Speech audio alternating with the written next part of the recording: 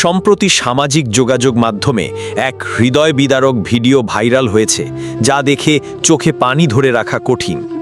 হজ করতে সৌদি আরব গিয়েছিলেন এক মধ্যবয়সী মুসলিম পুরুষ। সেখানে ইবাদতে ব্যস্ত থাকার মাঝেই এক ভয়ঙ্কর খবর এসে ভেঙে দেয় তার পৃথিবী। ভিডিওতে দেখা যায় ওই ব্যক্তি ফোনে ভিডিও কলে কথা বলছেন, আর অন্য প্রান্ত থেকে শোনা যাচ্ছে হৃদয় বিদারক সংবাদ, তার স্ত্রী সন্তান জন্ম দেওয়ার সময় ইন্তেকাল করেছেন।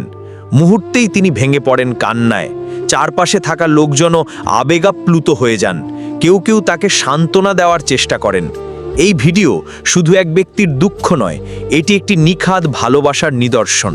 প্রমাণ করে এই স্বার্থপর পৃথিবীতে এখনও ভালোবাসা টিকে আছে।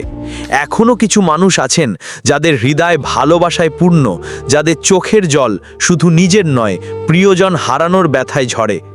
এমন একজন মানুষ যিনি হজের পবিত্র যাত্রায় থেকেও স্ত্রীর মৃত্যু সংবাদে ভেঙে পড়েছেন, তার কান্নায় যেন পুরো মানবতা কেঁদে উঠেছে।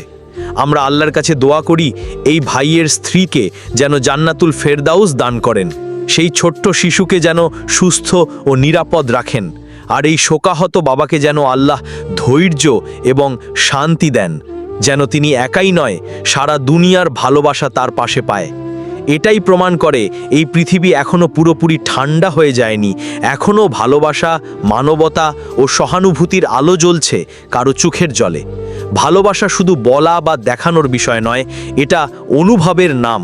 আল্লাহ আমাদের সবাইকে সেই সত্যিকারের ভালোবাসা উপলব্ধির তৌফিক দিন। আমিন।